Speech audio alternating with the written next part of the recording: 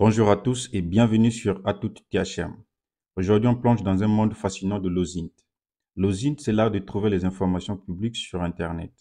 Que vous soyez journaliste, enquêteur ou juste curieux, je vais vous parler comment des pros retrouvent des données cachées et comment vous pouvez le faire vous également tout en restant éthique. Et restez jusqu'à la fin, je vous dévoile un outil secret utilisé par les hackers éthiques. C'est parti.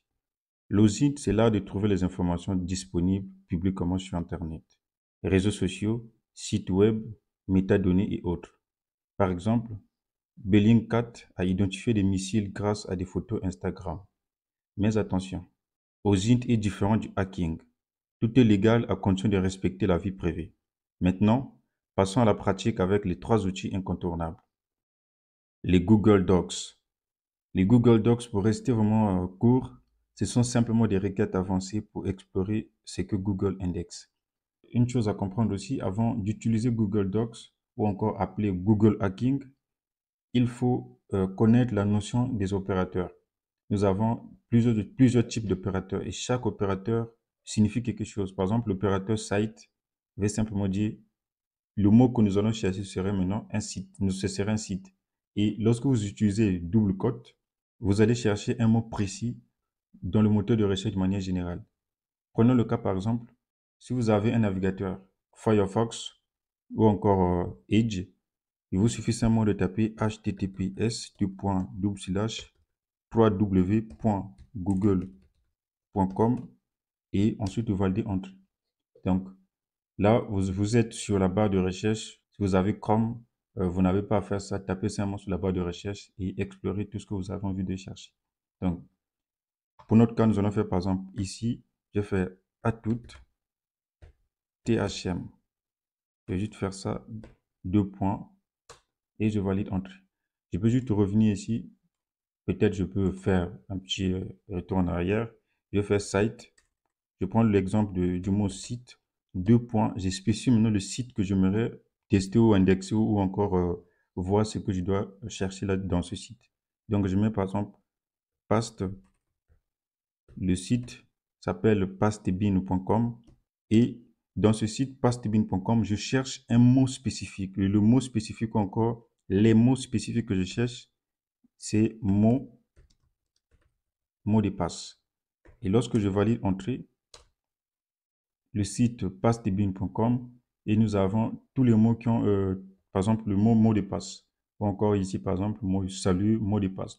Là, vous voyez, par exemple, nous avons ces informations, mais c'est juste pour montrer les risques, mais c'est pas de les partager ou encore exposer ce que vous pouvez trouver. Si vous voulez aller plus loin avec le Google Docs, il vous suffit simplement de taper Google DB sur la barre de navigation et venez prendre l'URL ici dans Google Hacking Database. Et donc, il y a une grande base de données où sont stockés déjà des exemples et vous pouvez juste modifier par rapport à votre requête ou encore votre recherche. Et on ne peut pas s'en passer vraiment de cette base de données qui est une base de données vraiment reconnue dans le monde de la cybersécurité. Je vous laisserai tout ce lien, tout ce que nous allons voir, je vous laisserai le lien en description. Les EXIF data. Les EXIF data en français, les métadonnées, sont stockées dans des fichiers comme images, audio, documents PDF, Word et autres. Prenons l'exemple, les métadonnées d'une photo révèlent souvent les informations cachées. Imaginez si un influenceur partage une photo sans désactiver la géolocalisation, n'importe qui pourrait trouver son adresse. Heureusement, vous pouvez désactiver ça dans les paramètres de votre smartphone. Pour notre test, pour ce tuto, nous allons prendre le site exifinfo.org et nous allons uploader un fichier et nous allons voir les métadonnées que nous pouvons trouver. Prenez donc pour mon cas, je viens sur le site, je vous laisserai tous les liens en description. Tout ce que nous allons parler dans ce tuto, je vous laisserai les liens en description. Je viens au niveau de parcourir ici. Vous pouvez aussi même vérifier les URL et autres. Donc, je viens parcourir, je viens uploader le fichier. Voilà, le fichier est uploadé. Donc, et ce qui nous intéresse ici, ce sont vraiment les données de géolocalisation. Si tu cherches des informations dans le côté éthique, c'est très intéressant. Mais si un attaquant arrive à avoir ces informations, c'est très dangereux. Donc, restons éthiques. Nous allons prendre ces informations, la latitude, la longitude et la position exacte.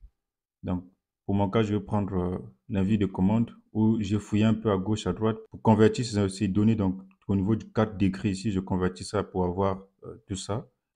Je prendrai ces informations, je le copie. Je viens sur le navigateur.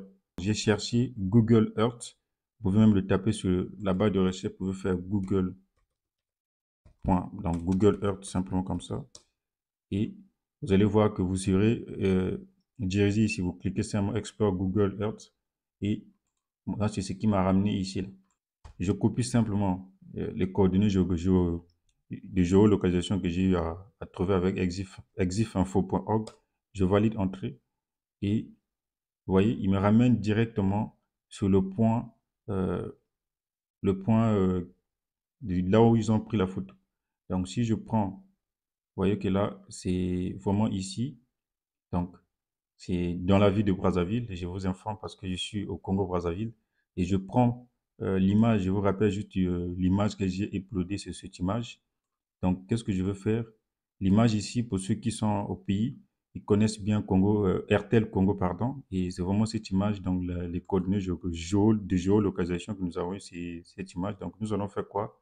C'est prendre la vue sur, quand vous êtes sur Google Earth, vous pouvez même prendre la vue Street View, donc la vue de rue. Je peux le dire comme ça. Et je viens, euh, je ramène le petit bonhomme là sur l'endroit indiqué. Et ensuite, vous pouvez remarquer qu'autour, il y a là, par exemple, je sais pas, la gare ou encore, là, je vois Orca. Par exemple, je vois que RTL est là. Je peux même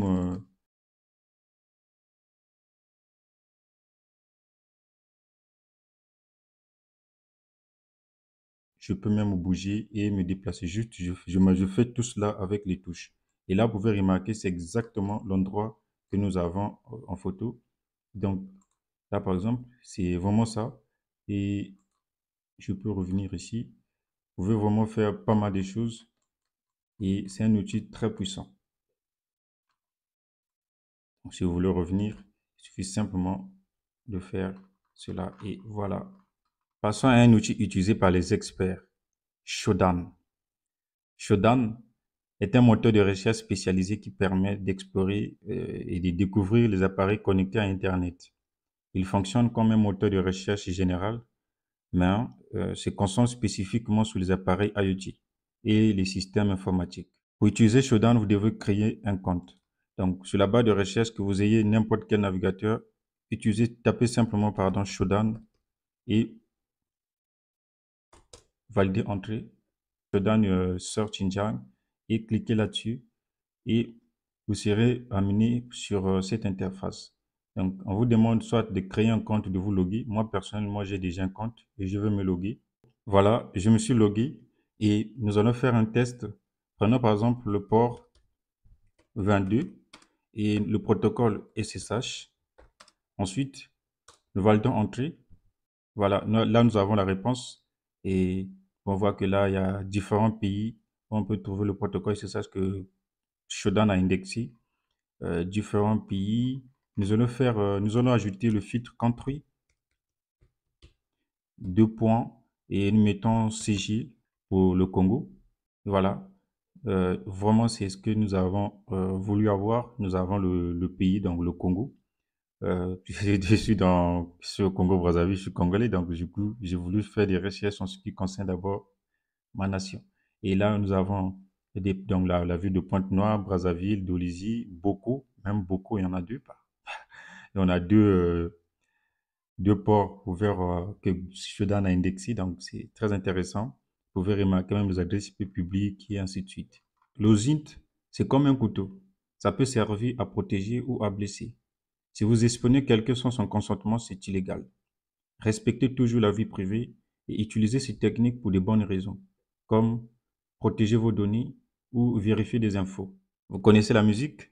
Abonnez-vous, likez, partagez et surtout, encouragez-moi avec vos commentaires pour que peut-être il y a des choses à modifier et je vous dis à très vite sur à toute THM.